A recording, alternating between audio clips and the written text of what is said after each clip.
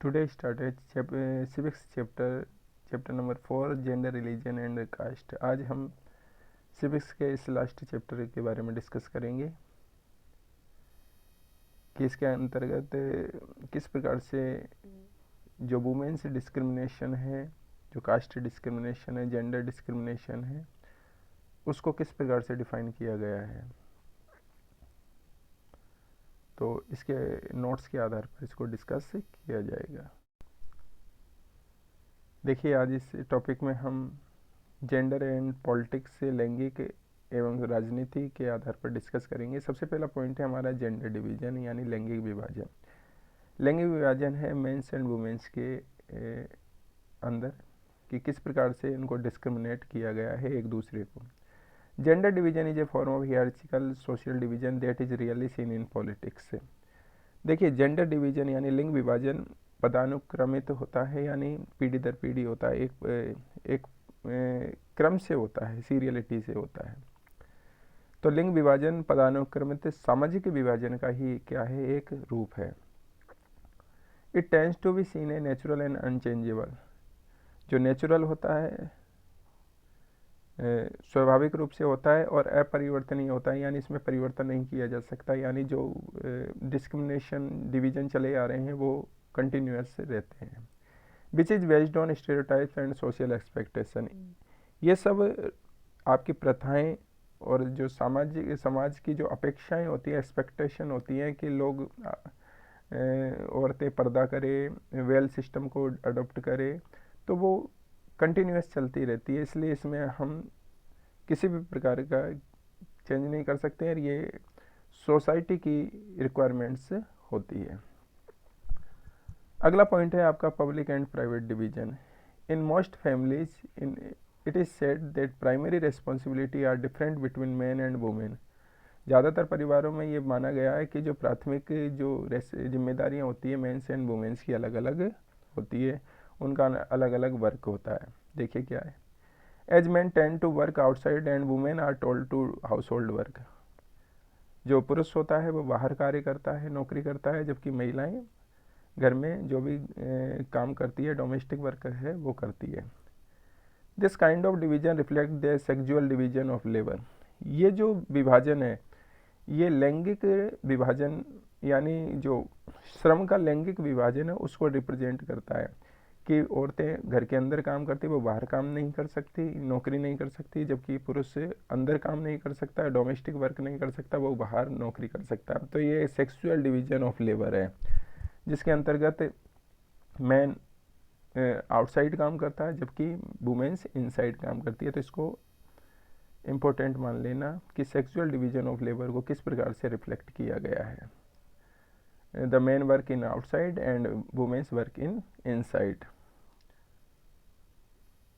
अगला देखिए, women do all kinds of work at home and man tend to do outside as man think the household work it is for women. तो मैंने आपको पहले बताया कि महिला घर पर हर तरह का काम करती है और पुरुष बाहर काम करना पसंद करता है, क्योंकि वो जानता है, पुरुष मैन ये जानता है कि जो घर का काम है वो केवल महिलाएं ही कर सकती है। वो जो घर का काम है वो महिलाओं के लिए बनाया गया है। अगला है इफ दीज काइंड, यहाँ से if these kind of work are paid outside man are ready to work. In urban cities, most women tend to do some paid work, but their work is not recognized and valued. अगर यदि इसी काम के लिए अगर बाहर के, अगर जैसे डोमेस्टिक वर्क होता है जो महिलाएं करती है, अगर इसी काम का अगर बाहर व्यक्ति काम करता है और उसका पैसा मिलता है तो उसको कर सकता है, और वो करता भी है, जैसे होटल्स में। जैसे it these kind of work are paid outside man are ready to work, व्यक्ति उसको करने के लिए तैयार रहता है। लेकिन इन अर्बन सिटीज़, जो शहर होते हैं, most women tend to some paid work. शहरी शहरों में ज़्यादातर महिलाएं कुछ ना कुछ जो पेमेंट मिलता है वो काम करती है, लेकिन सर्विस बाहर की साइड, जैसे घरों से बाहर, लेकिन उनके कार्य की कोई वैल्यू नहीं होती, न किसी प्रकार का महत्व दिया जाता है। जैसे महिलाएं झाड़ू पोंछा करती है बाहर, घरों में जाकर ये काम करती है, उनको उसका पेमेंट भी मिलता है लेकिन उसकी कोई वैल्यू नहीं होती। अगला देखिए, women constitute half of their humans role in public life. Women's होती है यानी महिलाएं होती है, वो सार्वजनिक जीवन के मानव की सार्वजनिक जो जीवन होता है किसी परिवार का, उसका आधा जीवन यानी आधी भूमिका वो अदा करती है। Which cause division in labour compare to their minimal role in politics. क्योंकि आधा काम महिलाएं करती है, आधा काम पुरुष करती है, इसलिए माना जाता है कि महिलाओं को भी उसके वर्क के हिसाब से उसको पार्टिसिपेशन दिया जाए पॉलिटिक्स में और अन्य जगह जहाँ भी वो चाहती है। विच, यहाँ से देखिए, which cause division in labour compare to their minimum role in politics. तो वे भी चाहती है कि राजनीति में उनकी न्यूनतम भूमिका हो, जैसे श्रम में उनकी श्रम में उनको सेपरेट किया गया है, एक रोल दिया गया है, उसी प्रकार पॉलिटिक्स में भी उनका एक रोल होना चाहिए। अगला है earlier only man were allowed to vote and participate in public affairs. प्रारंभ में पुरुषों के द्वारा इनको केवल वोट का अधिकार दिया गया था। जो पब्लिक अफेयर्स जो सार्वजनिक मामले हैं उनमें वोट का अधिकार दिया गया था। Which raise the gender issue in politics as women gradually agitate for their equal rights in different countries. इसने क्या किया कि राजनीति में लैंगिक मुद्दे जो जेंडर पॉलिटिक्स है उसको रेज किया, उठाया, क्योंकि महिलाएं धीरे धीरे विभिन्न देशों में अपने अधिकारों की डिमांड करने लग गई थी। वो भी चाहती थी कि पॉलिटिक्स में वो भी एक रिप्रेजेंटेटिव के रूप में चुनकर आए। इसलिए वे केवल वोट का ही एक मीडियम न बने, केवल वोट ही न डाले, वे पॉलिटिक्स में रिप्रेजेंटेटिव और गवर्नमेंट में उनकी पार्टिसिपेशन हो, इसलिए उन्होंने मूवमेंट चलाना शुरू कर दिया। देखिए, इस मूवमेंट को याद रखना फेमाइन मूवमेंट के नाम से जाना जाता है, नारीवादी आंदोलन के नाम से जाना जाता है। यहाँ देखिए ये वाला पॉइंट, ये आपको याद रखना है, ये सबसे इम्पोर्टेंट है। इसको फेमाइन मूवमेंट या फेमिनिज्म मूवमेंट या नारीवादी आंदोलन के नाम से जाना जाता है, जो जिसमें महिलाएं अपने राइट्स के लिए मूवमेंट चलाती है, उसको फेमाइन मूवमेंट्स के नाम से जाना जाता है। देखिए क्या लिखा है, women agitated for their equal rights for political to legal status for improving their career and education opportunities. Women's क्या करती है, आंदोलन करती है, किसका आंदोलन करती है, फॉर देयर इक्वल राइट्स, अपने समान अधिकारों के लिए, from political to legal status, राजनीति में, और उसको क्या मिलना चाहिए, लीगल स्टेटस यानी विधिक स्टेटस यानी स्थिति मिलनी चाहिए, कानूनी स्थिति मिलनी चाहिए, यानी कहने का अर्थ है वह कानून होना चाहिए कि महिलाओं को भी इक्वल राइट्स मिले according to men's, for improving their career and education opportunities. क्यों, ताकि वे अपने कैरियर और शैक्षिक जो अवसर है उनको इम्प्रूव यानी उनमें सुधार कर सके, इसलिए महिलाओं को इक्वल पॉलिटिकल राइट्स मिलने चाहिए और उनको लीगल स्टेटस मिलना चाहिए, ताकि कोई बाद में उनको दबा न सके, प्रेस न कर सके। As more radical women supported the campaign and movement.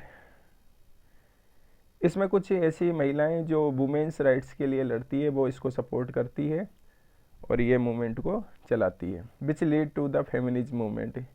इस आंदोलन को नारीवादी आंदोलन के नाम से जाना जाता है। इसको अंडरलाइन कर लेना, ये सबसे इम्पोर्टेंट है कि नारीवादी आंदोलन क्या है, फेमिनिज्म मूवमेंट क्या है, ये किसके लिए है, ये है improving their career and educational opportunity. इसमें क्या करती है, वो इक्वल राइट्स फ्रॉम पॉलिटिकल और लीगल स्टेटस के लिए क्या करती है, एजिटेट यानी मूवमेंट चलाती है, आंदोलन करती है।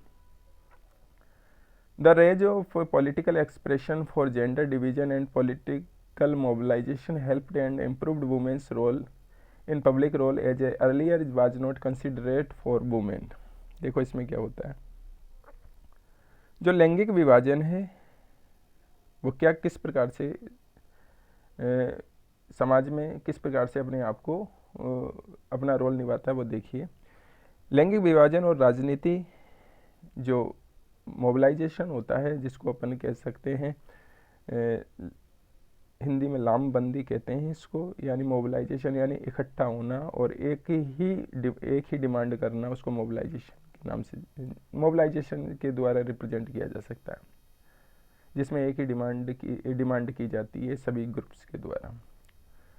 तो लैंगिक विभाजन और राजनीति की जो लामबंदी होती है उसके द्वारा जो राजनीतिक अभिव्यक्ति होती है, एक्सप्रेशन होता है, यानी पॉलिटिकल एक्सप्रेशन का जो रेज होता है, उदय होता है, उसने महिलाओं की सार्वजनिक भूमिका में मदद की है। कैसे की है? क्योंकि पहले वुमेन्स पॉलिटिकल कैरियर नहीं बनाना चाहती थी, लेकिन जैसे जैसे अनेक देशों में इस प्रकार के मूवमेंट्स चलने लगे, तब से वुमेन्स को भी इंटरेस्ट जागृत हुआ कि वो भी पॉलिटिकल पार्टिसिपेशन में अपना रोल अदा करें। इसलिए इस प्रकार के मूवमेंट, फेमिनिज्म मूवमेंट स्टार्ट होने लगे। अगला है discrimination against women in a different way, कि अलग अलग चीज़ों में किस प्रकार से वुमेन्स के साथ अलग अलग तरीके का भेदभाव किया जाता है। इम्पोर्टेंट है, क्वेश्चन इम्पोर्टेंट है। वो क्वेश्चन पूछ सकता है एग्जामिनर कि explain the discrimination against women in a different way, यानी किस प्रकार से उसको डिस्क्रिमिनेट किया जाता है। इसको देख लेना आप, इसको याद रखना है आपको।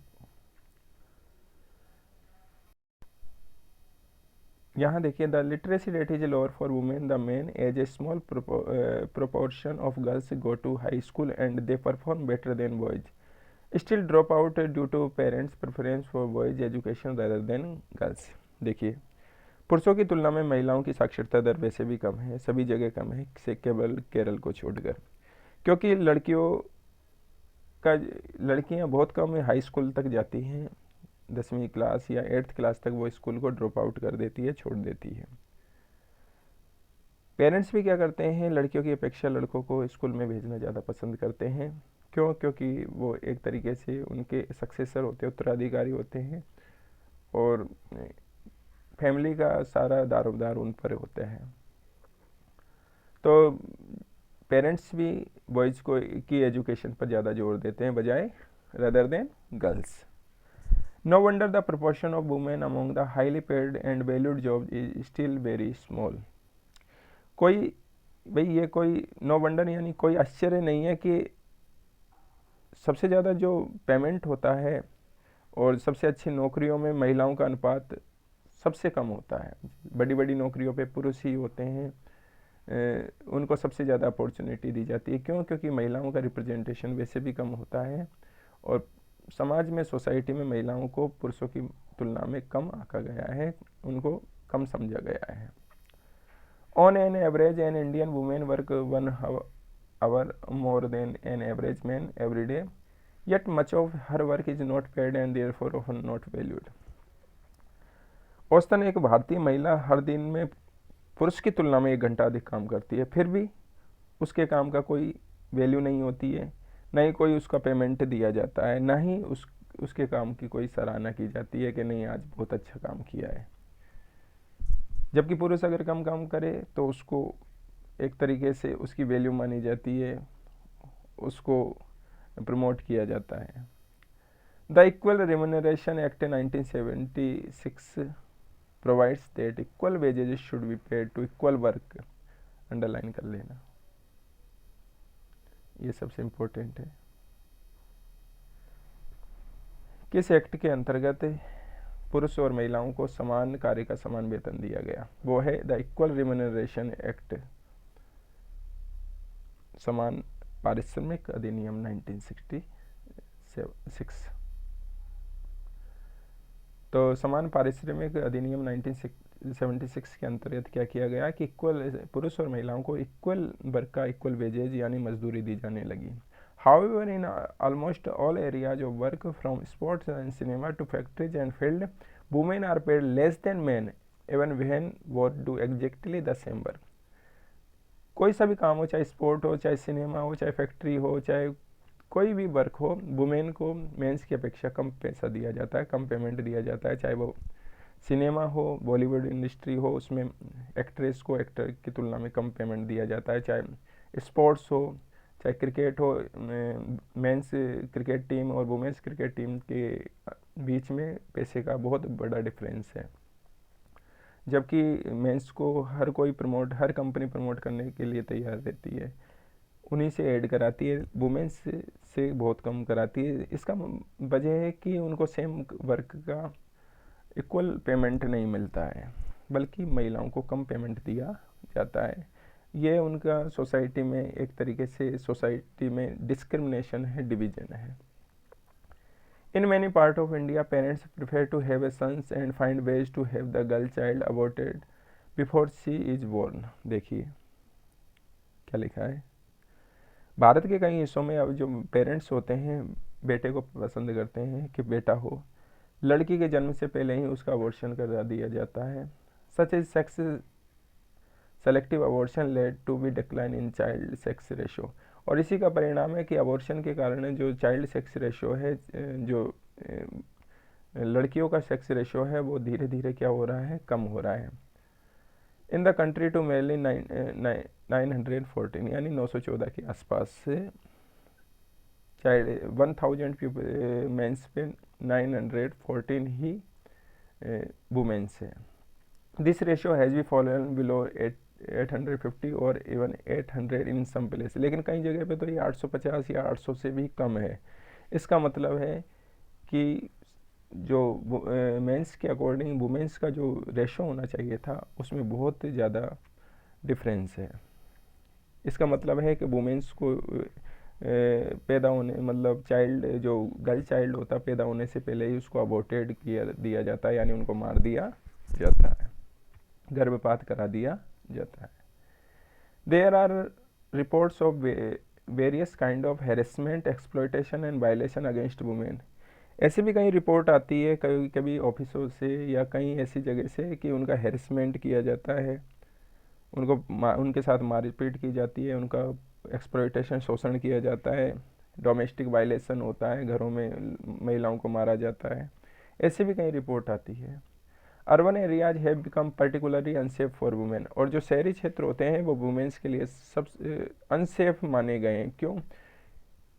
आप रोज़ अखबारों में इस प्रकार की न्यूज़ आ रही है आज, तो आप समझ सकते हो कि वुमेन्स के लिए जो अर्बन एरिया है वो सेफ जोन के रूप में नहीं माना गया है। They are not safe even within their own home from beating, harassment and other form of domestic violence. वे अपने घर के भीतर भी मारपीट, उत्पीड़न और घरेलू हिंसा के रूप में भी सुरक्षित नहीं है, क्योंकि बाहर भी होता है और घर के अंदर भी होता है। इसलिए वुमेन्स ना बाहर सेफ है आउटसाइड ना इनसाइड।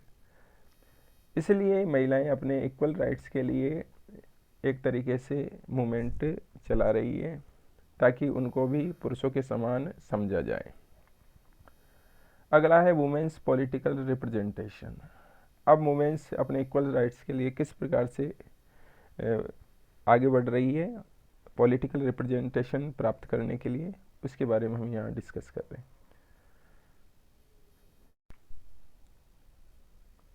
देखिए, with all of the issues, women's struggle has been shown to the world, which is led to many movement for women's well-being. Still, their problems do not get much attention. देखिए, तमाम जितने भी मुद्दे हैं उनके साथ महिलाएं अपने संघर्ष को पूरे वर्ल्ड को दिखा रही है, जिसके चलते क्या हो रहा है कि महिलाओं के कल्याण के लिए कई आंदोलन आज भी चल रहे हैं और आगे भी चलते रहेंगे जब तक उनको इक्वल राइट्स से नहीं मिल जाते।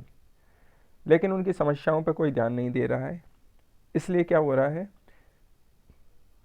इसलिए विश्व में महिलाओं को प्रतिनिधि के रूप में कई जगह पर ऐसा माना जा रहा है कि महिलाओं को कुछ रिप्रेजेंटेशन दिया जा रहा है ताकि ये हो जाए कि हमने जो जेंडर डिस्क्रिमिनेशन है, जेंडर डिवीजन है, उसको कम कर दिया है। देखिए क्या लिखा है, so in order to make the world hear about it, womens are elected as a representative. यानी जब पूरा विश्व इसके बारे में नहीं सुन रहा कि जो फेमेन मूवमेंट चल रहे हैं, महिलाएं अपने अधिकारों की लड़ रही है, ऐसी स्थिति में वुमेन्स को कुछ ना कुछ देने का कोशिश की जा रही है। और उसमें क्या है कि वुमेन्स को रिप्रेजेंटेशन दिया जा रहा है, लेकिन इतना नहीं दिया जा रहा जितना उनका रेशियो है सोसाइटी में, जैसे 50% वुमेन्स है और 50% मेंस है, उसके अकॉर्डिंग उनको पॉलिटिकल रिप्रेजेंटेशन नहीं मिला। आज भी हमारे यहाँ संसद में, पार्लियामेंट में 10 से 12% ही रिप्रेजेंटेशन है वुमेन्स का, जबकि उनका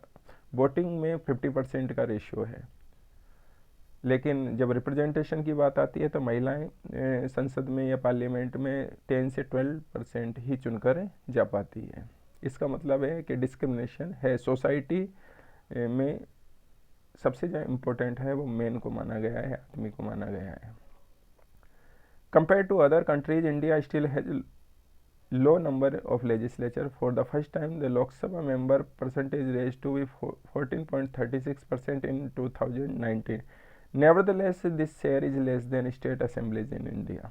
देखिए वही बात आई, मैंने अभी आपको जो बोला था कि अन्य देशों की तुलना में भारत में जो पार्लियामेंट है या विधायिका है, लेजिस्लेचर है, उसमें उनकी संख्या कम है।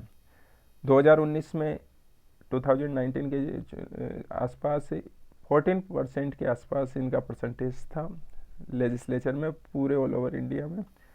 लेकिन विधानसभाओं में इनका परसेंटेज लोकसभा की अपेक्षा कई विधानसभाओं में जो स्टेट असेंबलीज होती हैं उनमें इनका परसेंटेज कम है, रिप्रेजेंटेशन कम है। Among all other countries, India lag behind the developing countries of Africa and Latin America. अन्य सभी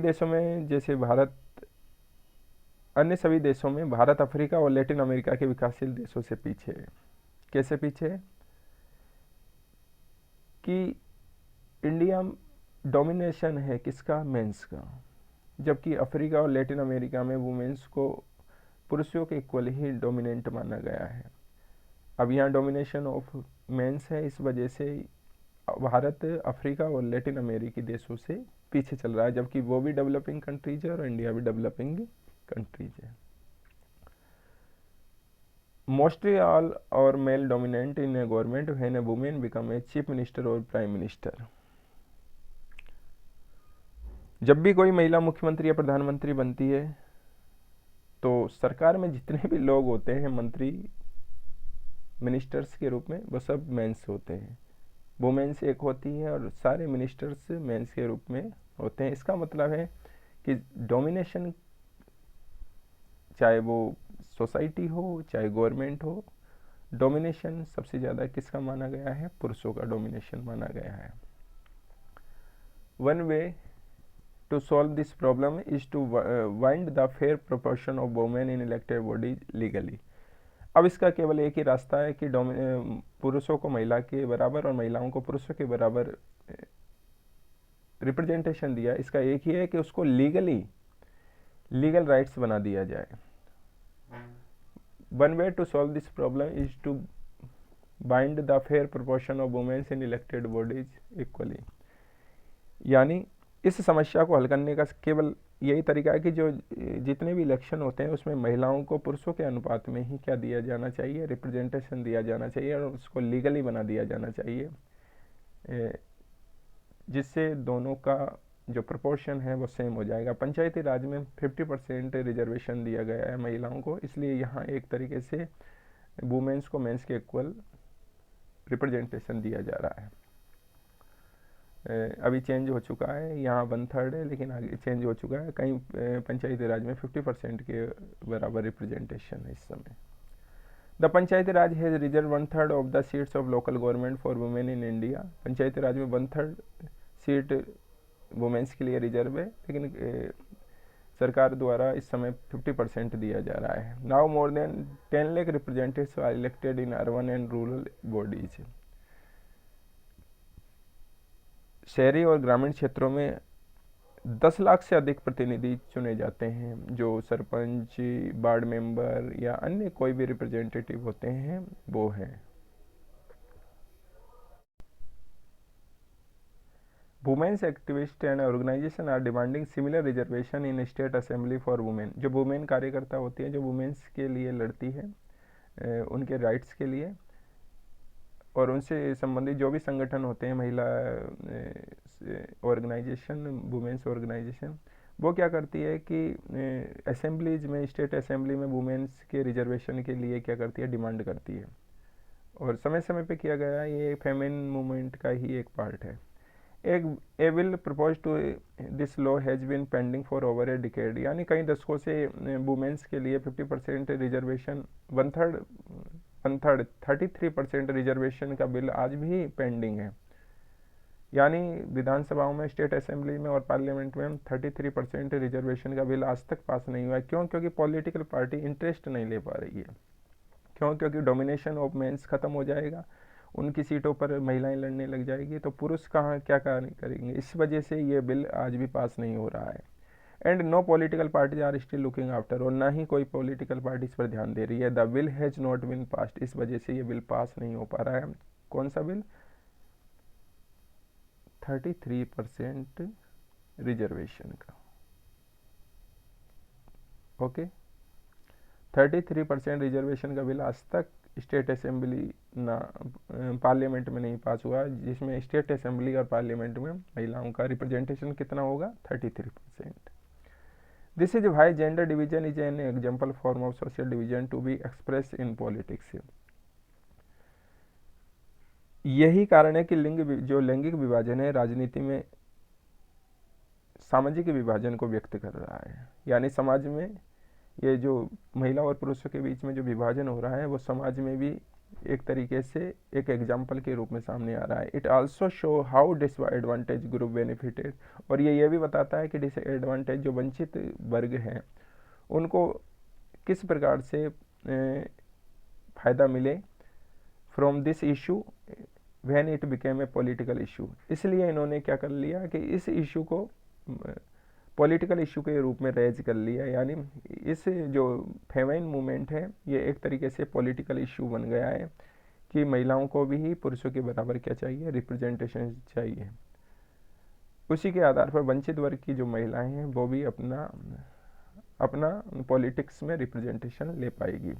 इसलिए 33% जो रिजर्वेशन पॉलिसी है जो गवर्नमेंट के द्वारा पास नहीं की जा रही है, वो एक तरीके से पॉलिटिकल इशू बन चुकी है।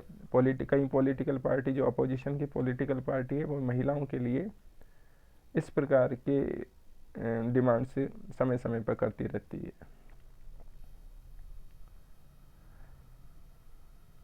अगले पार्ट में हम डिस्कस करेंगे रिलीजन, कम्युनलिज्म और पॉलिटिक्स को। Thank you very much.